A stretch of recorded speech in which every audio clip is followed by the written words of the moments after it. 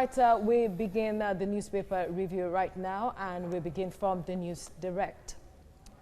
It says Governor Makinde tests positive, remains in self-isolation. Nigeria reports second death. Senators donate half salary each. Ogun, Lagos residents flood markets, ATMs ahead of lockdown. First Bank donates 1 billion naira, reiterates commitment to safety of Nigerians. And we move to the Daily Trust. Experts want more Nigerians tested for COVID-19 as federal government searches for 6,000 contacts in Abuja, Lagos. We've tested 2,000 so far, NCDC. Or your governor tests positive? My experience at isolation center survivor. All right, there are calls for more testing, and that is one of the essence of the lockdown. The government wants to, expand its testing, also talk about, contacts tracing as well.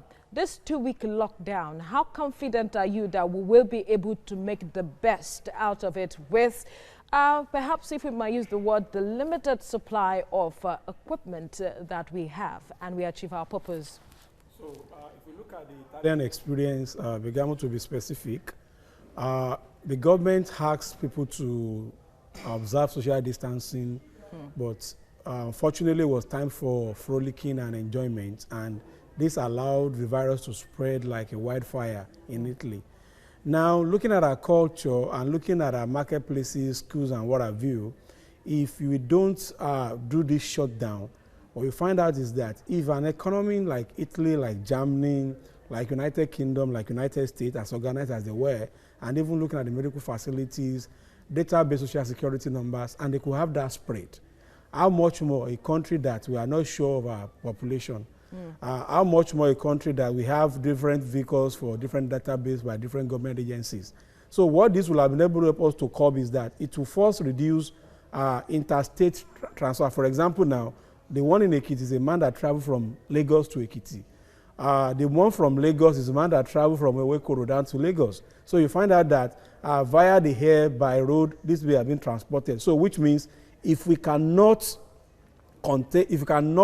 be able to adequately cater for the people that are infected, it is better we contain the spread.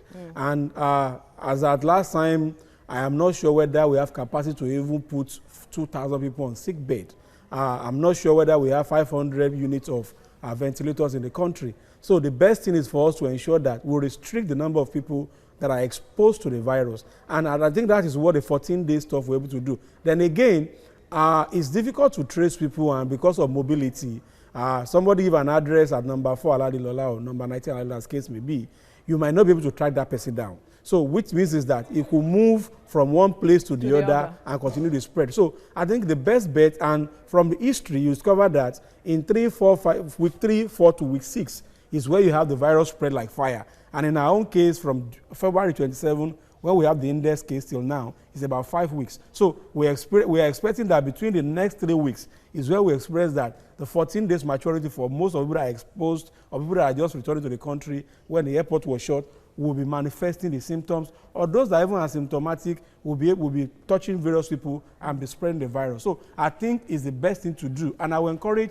should be spread across the 36 states of the nation. Because if a man in Calabar carry the virus to the man in Kogi or to the man in Bayelsa, you are going to spread it to Bayelsa. Then people are going to transfer business. Then you are going to continue to have, okay, you have 10 meetings in Lagos. Fantastic. What happens if the man in Calabar or man in Bayelsa now travel all the way from those areas after 2 weeks has been contained in Lagos to Lagos? So the best bet now for us is that let us, for these 2 weeks, bear this pain, and government should find a way of ensuring that people that live daily on stipends are provided for, so that like the other boy said so that people don't die of hungry virus rather than dying of coronavirus. I think containment we need it now. If UK is looking at 6 weeks, if Uber project can be closed down for a number of weeks, if China can shut down the economy, if United States is looking at shutting down New York, I don't think it is too much for a country like ours that we don't have the medical facilities. We have the personnel, they have the capacity, but we don't have the facilities to ensure that we cater for a number of people that will be under isolation or being quarantined, as the case may be.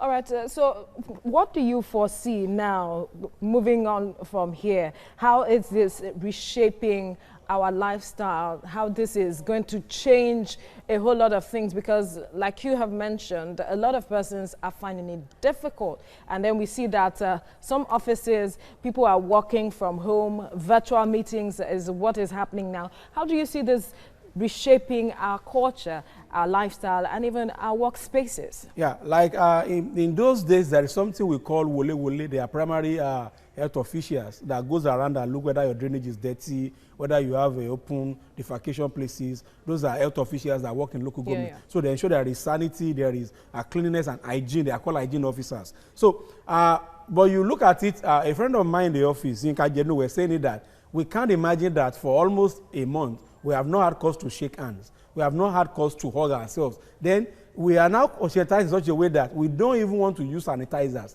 We want to go to a bathroom at every 5 minutes to wash our hands. And we are so conscious that if anybody sneezes around us, we give them tissue, sneeze in your tissue. And I think that's one of the things that I think this corona is able to achieve, to conscientize us about our neatness, about our hygiene as societies, about certain things that we can do with that. And for example, it has opened up the space to see that we don't need to have physical contact to make things work. Now people are beginning to explore digital economy and what have you. Then in terms of our social life, there's no doubt about that it's affected a lot of things. Marriages are cancelled, anniversaries are cancelled, and what have you. Events are being cancelled. Tokyo Olympic, about $12 billion was invested, or has to postpone to 2021. Yes, it's going to affect our family, but it is also important for us that we don't use this fire brigade approach. It is a sign to the whole world that first, you can have the best of Moab, you can have the best of nuclear weapon, but when we are turning towards biosecurity, and we prepare for the next phase of human evolution. And this is important for us to start looking at what measures are we putting in place for biosecurity. We are lucky in Lagos that we have Professor Abayo, who is a biosecurity expert. How many of them do we have?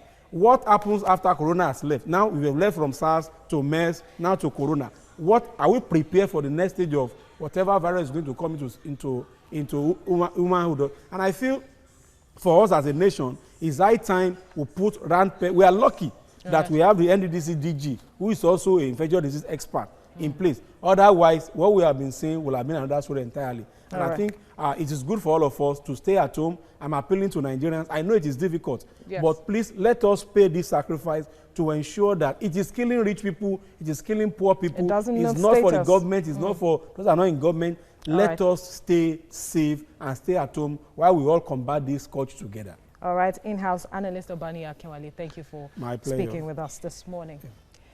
Moving on now, the race is on to defeat one of the worst pandemics in the world, which is the coronavirus. In Nigeria, all hands are on deck to see this current wave passes as government and private donations continue to roll in.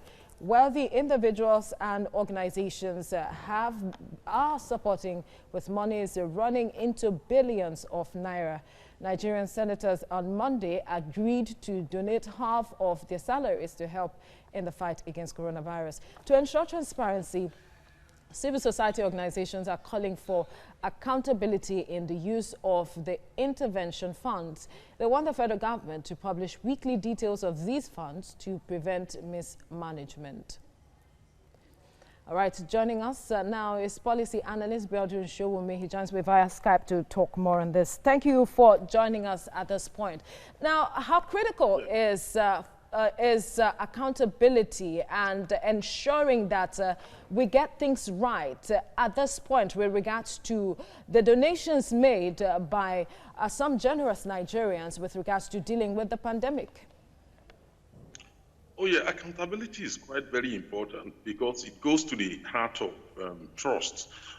If we are to expect more people to donate generously, then they need to be sure that there is a process to ensure accountability. That is, the way the resources are used, the money donated are actually used for the purpose, either in terms of food provision or in terms of equipment provision or in terms of healthcare for the victims of COVID-19.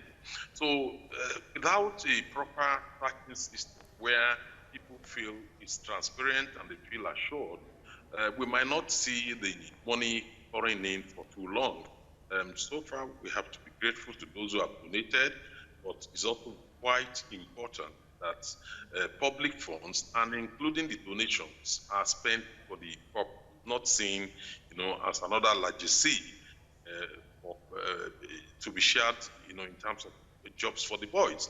So it's very crucial, because without that trust, accountability to ensure the trust, money will not keep coming in.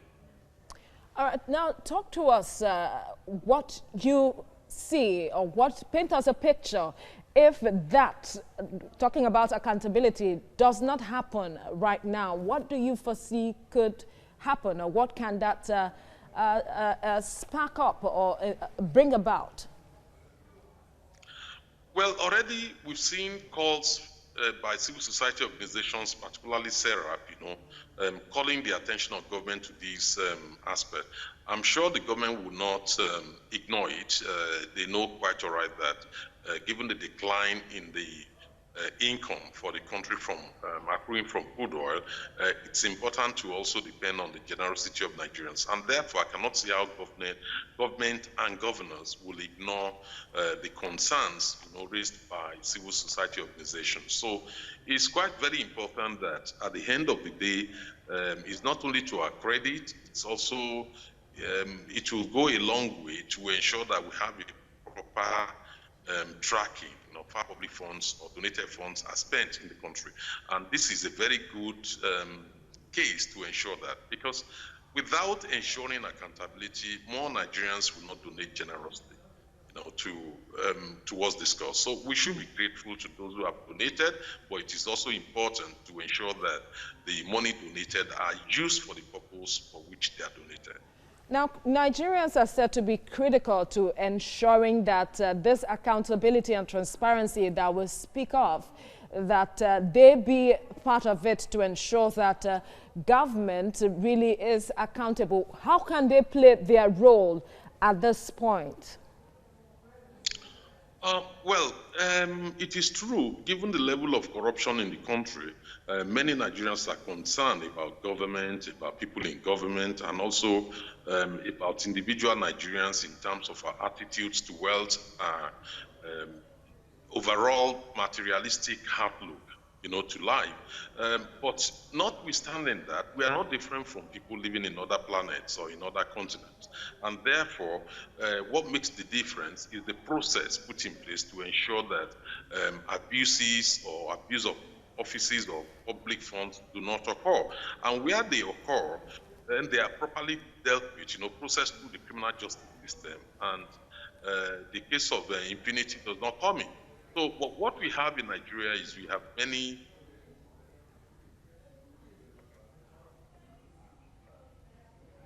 Well, Abiodun Showumi is speaking to us about ensuring accountability with regards to the various donations made by well-meaning Nigerians with regards to the COVID-19 pandemic. Well,